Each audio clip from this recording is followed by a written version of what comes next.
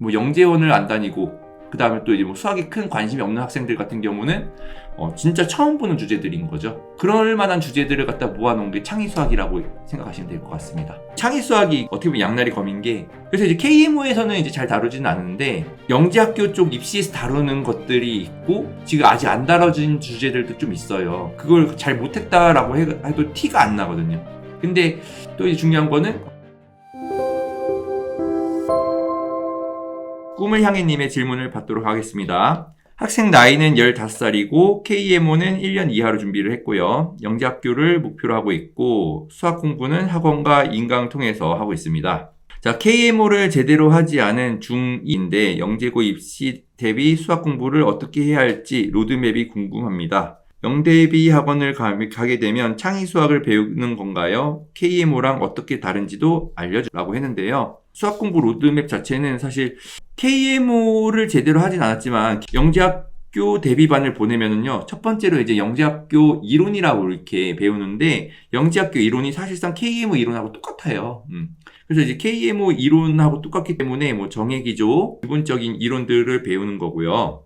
자, 그 다음에 창의수학 관련된 얘기가 나왔어요. 그래서 이제 창의수학을 배우는 건가요? KMO랑 어떻게 다른가요? 라고 했는데요. 자, 우리 KMO 같은 경우는 그 KMO 홈페이지에 가보시면은 2009년도부터 현재까지, 그러니까 이제 2025년도는 아직 안 올라온 것 같은데, 지금 2024년도 거까지는 문제가 다 올라와 있어요. 다 문제가 올라와 있다 보니까는 KMO 문제다 보면은 자주 나오는 그래도 유형들이 있어요.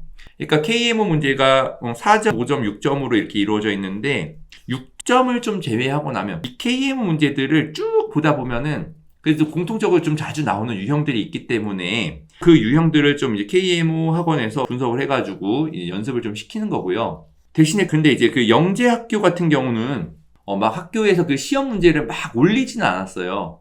요즘 들어서 조금 이제 올리고 있는 추세인데 옛날 거부터 다 나왔거든요. 그러다 보니까는 그 유형화 시키기가 좀 어려운 부분이 있고, 그리고 이제 영재학교에서는 다양한 시도를 좀 많이 했어요. 그래도 그냥 경시대회 문제랑은 좀 이제 차별을 두자. 그래가지고 이제 뭐 서술형으로 하기도 하고, 그 다음에 그 소리 논술처럼 긴 지문을 활용해가지고 문제를 내기도 하고, 대신에 그 학생들이 문제를 풀 때 영재학교 시험에서 좀 당황하는 부분들이 어떤 거냐면, 내가 이제 한 번도 이제 안 다뤄봤던 그런 주제가 문제가 좀 있었던 거거든요. 그 영재원들에서 이제 어떤 특정 주제를 가지고 이렇게 좀 공부를 하고 그랬던 것들이 가끔 나올 때가 있었어요. 그래서 이제 그 창의수학이라고 하면은 보통은 이제 우리가 KMO에서 다루지 않았던 유형이지만은 수학의 어떤 큰 틀에서 보면은 좀 이제 큰 주제가 있는 것들. 뭐 예를 들어 뭐 가짜 동전 찾기라던가 어쨌든 뭐 입체 도형에서도 뭐 깎아가지고 만든 뭐 깎은 입. 그래서 이제 KMO에서는 이제 잘 다루지는 않는데 영재학교 쪽 입시에서 다루는 것들이 있고 지금 아직 안 다뤄진 주제들도 좀 있어요.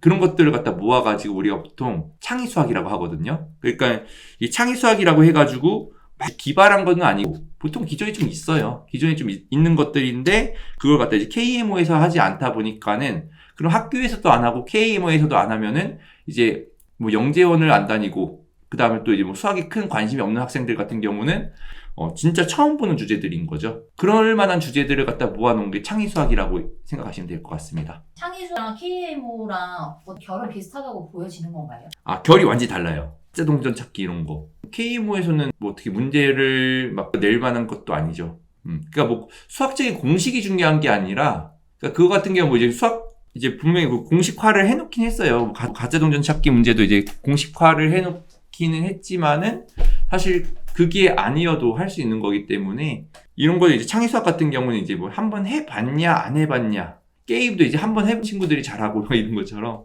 그래서 이제 뭐 우리가 보통 그 사고력 학원이라고 해요. 사고력 학원에서 이미 어떻게 보면은 창의수학을 하고 있는 거거든요. 그러면 영재고로 생각했을 때 KMO를 하면 좋다고 이제 선생님도 말씀하셨었는데 창의수학도 하면 도움이 된다고 보시나요? 재밌게 하는 건 도움이 되죠. 만약 재밌으면은. 창의수학이 어떻게 보면 양날의 검인 게 재밌어하는 학생들 같은 경우는 굉장히 이제 이제 잘 받아들이는데 재미없어하는 학생들 같은 경우는 이게 사실 교과에도 도움이 되지는 않는 거다 보니까는 그걸 잘 못했다라고 해도 티가 안 나거든요. 근데 또 이제 중요한 거는 어쨌든 그 창의 수학에서 다뤘던 게 영재학교 입시에 나올 수도 있지만은 근데 혹시나 나올 거에 비해서 한다고 생각하면 좋을 것 같습니다. 학교의 추세 같은 걸 좀 봐야 되는데요. 영재학교 시험에 대한 추세들. 근데 영재학교 시험 추세를 보면은 어떻게 보면 그 창의라고 하기도 조금 애매한 것들이 좀 있어요. 막 종이 접기 뭐 이런 거에 나올 때도 있고. 그럼 요즘에는 초등에서는 창의 수학을 많이 하던데 그러면 그걸 꼭 필수로 해야 되는 거? 영재학교를 가기 위해서 어차피 그 KMO가 끝나고 나면은 영대비 반으로 이제 옮겨갈 텐데 영대비 반 안에 보통은 대부분 창의 수학이 깔려 있어요. 그리고 이제 뭐 그 과목 중에서 보통 우리 대수라고 할 텐데 그 대수가 KMO 때 하던 대수랑 또 많이 다른 성격을 좀 가지고 있거든요.